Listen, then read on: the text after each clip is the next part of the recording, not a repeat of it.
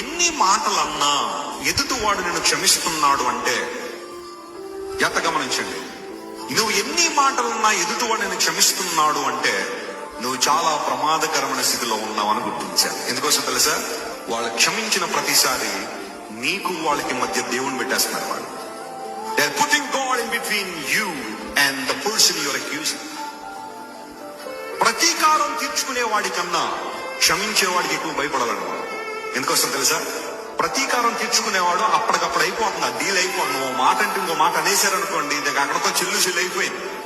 నువ్వు ఒక మాట అన్న మౌనం అంటాడు చూసారా, అలాంటి వాళ్ళతో చాలా జాగ్రత్త ఉండాలి. ఎందుకోసం తెలుసా? వాళ్ళ మౌనం దేవుని తీసుకొచ్చేస్తుంది మధ్యలో. వారి పక్షంగా ఎవరు నిలబడిపోతారు. అందును బట్టే ప్రతీకారం తీర్చుకునేవాడికి ఎవరు భయపడక్కర్లేదన్న ప్రపంచంలో క్షమించే గుణం ఉన్నవాడు భయపడాలట. ఉందా భయం నీకు?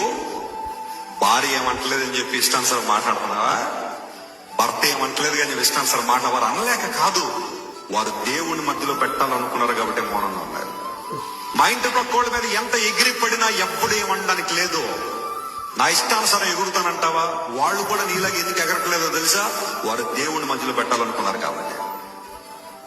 తోటి విశ్వాసి నేను ఎన్ని మాటలన్నా పడుతుందండి, నన్ను క్షమించేస్తుందండి, అందరూ బట్టి నా నోరు ఉంది కదా, ఇష్టానుసారం మాట్లాడతాను, నిందలు క్రియేట్ చేస్తాను, రూమర్లు క్రియేట్ చేస్తాను, ఎవడు నన్ను అడగడానికి లేదు. క్షమించేస్తుందండి, అందరూ బట్టి నా నోరు ఉంది కదా, ఇష్టానుసారం మాట్లాడతాను, నిందలు క్రియేట్ చేస్తాను, రూమర్లు క్రియేట్ చేస్తాను, ఎవడు నన్ను అడగడానికి లేదంటావా? వాళ్ళని క్షమిస్తున్నారంటే అర్థం ఏంటో తెలుసా? దేవుణ్ణి ఆ వ్యాధ్యానికి తీసుకొచ్చేసారు, దేవుడికి ఆ వ్యాధ్యాన్ని అప్పగించేశారు. అందులో బట్టి ప్రతీకారం తీర్చుకున్నోడికి ఎప్పుడు నువ్వు భయపడక్కర్లా, క్షమించేవాడికి మాత్రం భయపడాలి. ఎందుకంటే ప్రభు వారు